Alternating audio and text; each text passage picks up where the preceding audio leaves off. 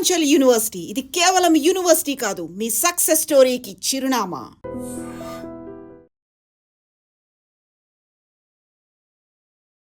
Hello guys, welcome back to iDream media. SWP systematic withdrawal plan. But ఈ withdrawal అనేది ఎప్పుడు చేయాలి, ఎప్పుడు చేస్తే లాభం వస్తుంది, ఎంతకాలం ఇన్వెస్ట్ చేశాక ఎస్డబ్ల్యూపీ స్టార్ట్ చేసుకోవాలి, ఇది ఒక ప్యాసివ్ ఇన్కమ్లో వాడుకోవచ్చు అని అంటున్నారు. మరి ఈ విషయాల గురించి మనకి ఎక్స్ప్లెయిన్ చేయబోతున్నారు మ్యూచువల్ ఫండ్ డిస్ట్రిబ్యూటర్ అని మధు గారు. సార్తో మాట్లాడదాం. Hi sir. హలో అండి.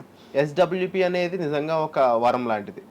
ఇది చాలా మందికి రిటైర్మెంట్ టైంలో ఉండొచ్చు, లేదా ఒక స్పెసిఫిక్ టైంలో దీన్ని మనం యూజ్ చేసుకున్నట్లయితే ఒక ప్యాసివ్ ఇన్కమ్ ఎవ్రీ మంత్ మనకి జనరేట్ అవ్వడం జరుగుతుంది అంటున్నారు. కానీ ఎస్డబ్ల్యూపీ ఎలాంటి వాళ్ళు చేయొచ్చు, ఎంత ఇన్వెస్ట్ చేసిన వాళ్ళు చేయొచ్చు, ఎప్పుడు చేయొచ్చు కాస్త చెప్తారు? డెఫినెట్లీ మీరు ఎస్ఐపి అనేది దాదాపు అందరికి ఐడియా వచ్చింది. అంటే కొంత అమౌంట్ అనేది మనం సేవ్ చేసి ఒక బల్క్ ఇన్వెస్ట్మెంట్ని పోగు చేయడాన్ని మనం ఎస్ఐపి అని అంటాం. ఎస్డబ్ల్యూపీ అంటే రెండు రకాలు. ఒకటి, మీ దగ్గర ఆల్రెడీ లంసమ్ ఉంటే ఇమీడియట్గా ఇన్కమ్ మీరు తీసుకునే ఆప్షన్ అనేది ఉంటుంది త్రూ హైబ్రిడ్ మ్యూచువల్ ఫండ్స్ నుంచి.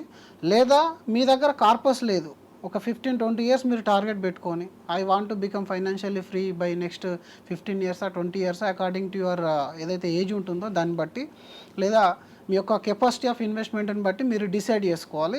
ఇక్కడ ఎస్ఐపి ఇప్పుడు మీరు ఒక 20-25,000 రూపీస్ ఎస్ఐపి స్టార్ట్ చేసి దాన్ని ఒక 12-13 ఇయర్స్ లోపల మనం ఒక 1 crore ఫండ్ అయిన తర్వాత నెలకి ఒక 50,000 రూపాయలు తీసుకోవడానికి ఎస్ఐపి ప్లస్ ఎస్డబ్ల్యూపీ కాంబినేషన్ అంటారు.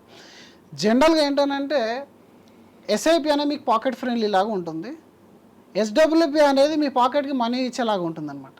సో ఎస్డబ్ల్యూపీని రిటైర్మెంట్ వాళ్ళు ఇమీడియట్గా అందరూ చూసేది ఏంటంటే ఏదైనా ఒక రెంటల్ ప్రాపర్టీ తీసుకొని దాని నుంచి రెంటల్ ఎంజాయ్ చేయడం అనేది జరుగుతుంది. బట్ ఈ రోజుల్లో మనం ఒక ప్రాపర్టీ రెంట్కి ఇవ్వాలి అంటే బల్క్ అమౌంట్ అనేది మనం బ్లాక్ చేయాల్సిన అవసరం అనేది ఉంటుంది. ప్రాపర్టీ అనేది మనం సొంతం చేసుకోవాలంటే అడ్వాన్స్గా మన రిజిస్ట్రేషన్స్ ఇట్లాంటివి కూడా దాదాపు మన జేబు నుంచి చిల్లులు పడే సమస్య అనేది కనబడుతూ ఉంటుంది బయట. అలాగే మీరు దీన్ని రెగ్యులర్ ఇన్కమ్ కోసం మిగతా ఆప్షన్స్ ఏమైనా ఉన్నాయనుకుంటే మీకు ఎఫ్డి కానీ లేదా పోస్ట్ ఆఫీస్ డిపాజిట్స్ కానీ మీరు చూడాల్సి వస్తుంది. బట్ వాటిలో మేజర్ రిస్క్ ఏంటంటే మీ క్యాపిటల్ అనేది మీరు ఒక 20 సంవత్సరాలు మీరు బ్యాంకు నుంచి ఎఫ్డి చేసి ఇంట్రెస్ట్ తీసుకుంటే 20 సంవత్సరాల తర్వాత కూడా మీ క్యాపిటల్ అనేది సేమ్ ఉంటుంది. రెండోది, రానున్న రోజులలో మీ ఇంట్రెస్ట్ అనేది తగ్గిపోతూ ఉంటుంది. పోస్ట్ ఆఫీస్ కూడా ఈక్వల్లీ సేమ్ ఎఫ్డి లాగానే పనిచేస్తుంది. అండ్ సేఫ్టీ విషయానికి వస్తే 5 lakhs వరకు బ్యాంక్ ఎఫ్డి సేఫ్టీ అనేది ఉంది.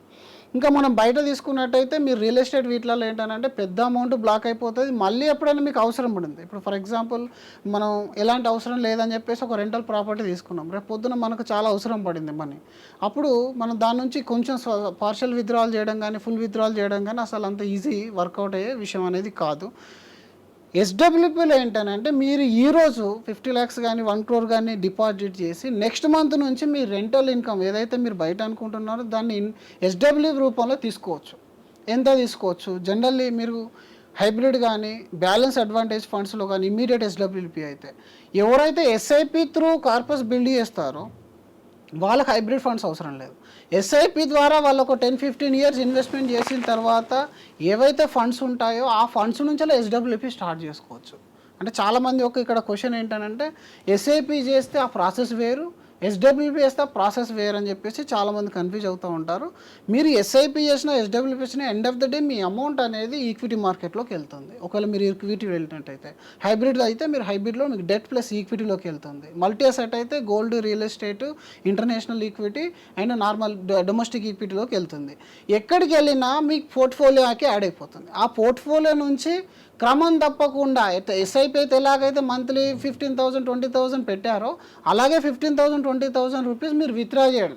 It is nothing but systematic withdrawal plan. అందుకే దీన్ని ఎస్డబ్ల్యూపీ అంటారు. అంటే మీరు మీ దగ్గర ఉన్న కార్పస్ని విత్డ్రా చేసుకుంటున్నారు. ఇప్పుడు చాలామందికి వచ్చే కన్ఫ్యూజన్ ఏంటంటే అసలు నేను ఎంత విత్డ్రాల్ చేయొచ్చు, ఎంత విత్డ్రాల్ అని అంటే జనరల్లీ మీ దగ్గర ఉన్న కార్పస్లో మీరు సంవత్సరానికి ఎక్స్పెక్ట్ చేసే రిటర్న్ బట్టి మీరు ఫండ్ సెలెక్షన్ అనేది ఉంటుంది.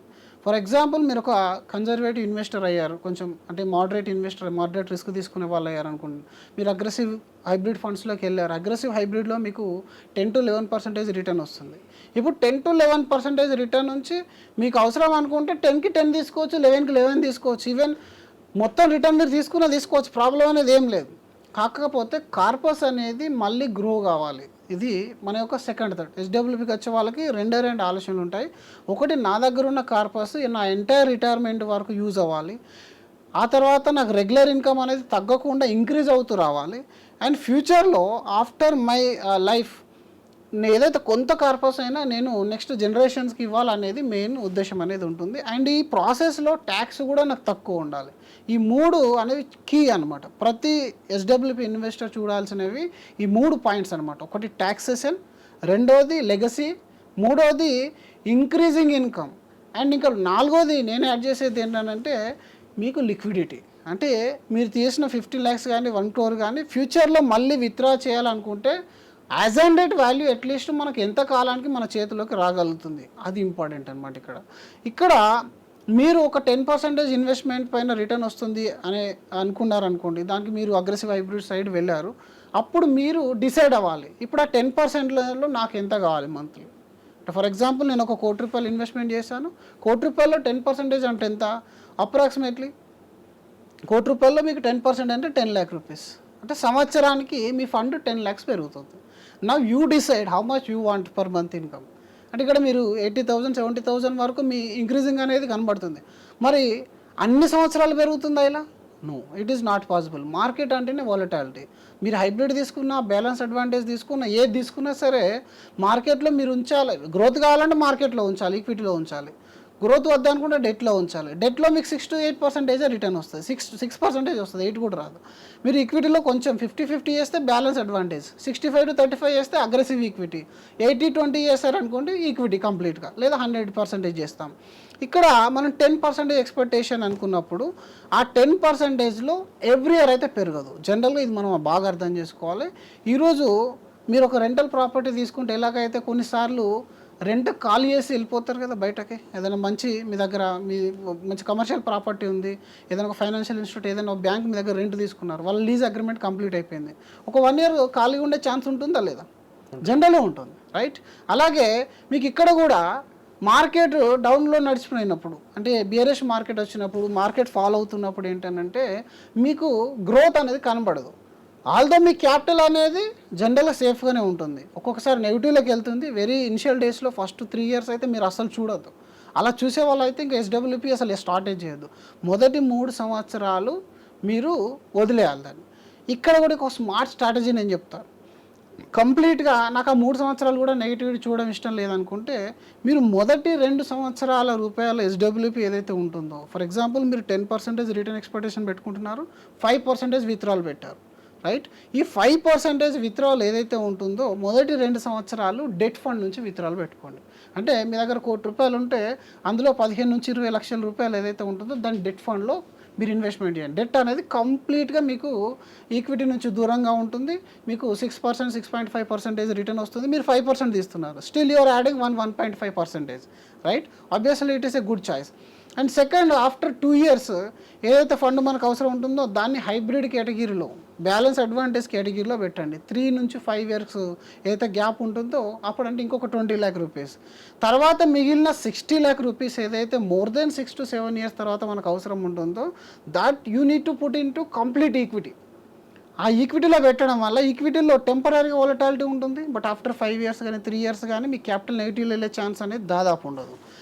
వెరీ రేర్ కేసెస్లో స్మాల్ క్యాప్లో అప్పుడప్పుడు వస్తుంది, కానీ మనం ఎస్డబ్ల్యూ కాబట్టి మనం స్మాల్ క్యాప్ని అవాయిడ్ చేస్తాం జనరల్లీ. ఒకవేళ మీరు అందులో పెట్టినప్పటికీ మనం ఆ స్మాల్ క్యాప్ ఫండ్ టచ్ చేయకుండా మిగిలిన ఫిక్స్డ్ క్యాప్ కానీ మల్టీ అసెట్ ఫండ్ నుంచి కానీ ఆఫ్టర్ 5 years విత్డ్రాల్ స్టార్ట్ చేయొచ్చు. ఇలా మీరు స్మార్ట్గా 3 bucket రూల్ అని కూడా అంటారు చాలామంది దీన్నే.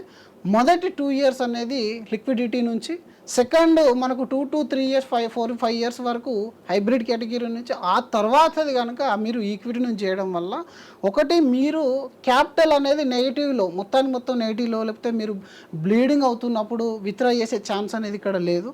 రెండోది లిక్విడిటీ విషయానికి వస్తే compare to all other assets like బ్యాంకులో అయితే మీకు లిక్విడిటీ డెఫినెట్లీ ఉంటుంది, కొంచెం పర్సంటేజ్ కట్ చేసుకొని ఇస్తారు.